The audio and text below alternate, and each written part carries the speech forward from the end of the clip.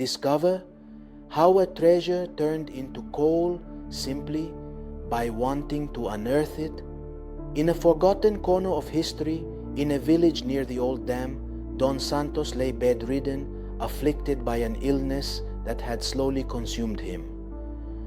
As the days went by, his health deteriorated and his time seemed to be approaching.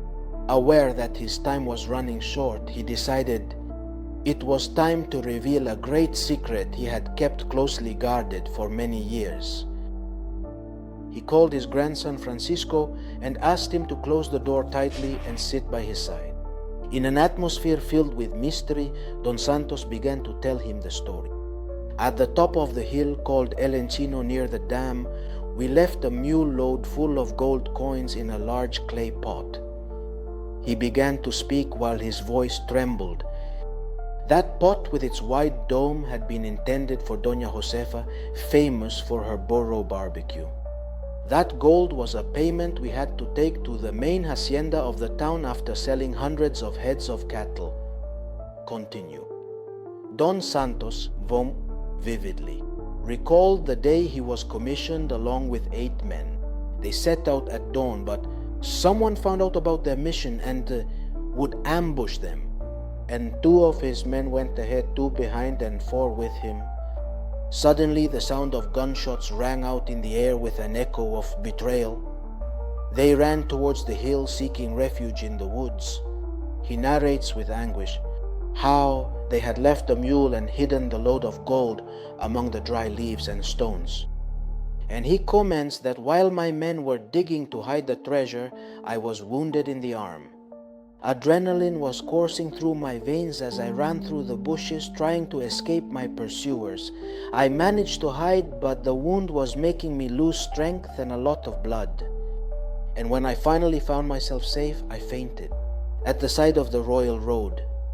Don Santos continued telling that he was rescued by a man passing by who took him to his home. After recovering, he comments, I took the freight train to the border. That's how I arrived in Nogales, where I got married and had you. However, I always thought about going back to recover the gold we left behind. Francisco listened attentively, fascinated by his grandfather's revelation. Perhaps you're wondering why I waited so long. Dos Santos continued, it's because those who sent me to transport that gold believed they were dead. Now that I have lived so many years, I feel it's time to share my secret. In a serious tone, the grandfather explains that there were marks on the rocks around him, holes about 20 or 30 centimeters deep. If you find those holes, you'll know where to look, he concluded. But be careful because gold attracts greed. Several months passed since that meeting, and after Don Santos' departure, Francisco, determined to unearth the family legacy, thanked him. He called his brothers and a neighbor who knew the hill. We are going to look for our grandfather's gold, he said with determination. They rented a metal detection device and set off towards that hill or mountain. Upon arrival, they recognized the place described by their grandfather and began to explore. Everything seemed to match, and soon they located the exact spot. Excited, they began to dig. However, the search took an unexpected turn when 2 armed men appeared. What are you doing? Asked one of them suspiciously. We came to look for some money our grandfather left us, replied Francisco, trying to stay calm. The skeptical men discussed among themselves. The tension in the air was palpable. If there really is gold here, why don't we share it? Proposed Francisco, trying to negotiate and ease the situation. The strangers, though wary, accepted the offer to split any findings. Francisco suggested they continue digging while he stayed on the sidelines, watching every move cautiously. As the excavation progressed, the clay pot began to emerge from the earth. With anticipation, the men broke the pot only to find it full of charcoal. Astonishment took hold of the group.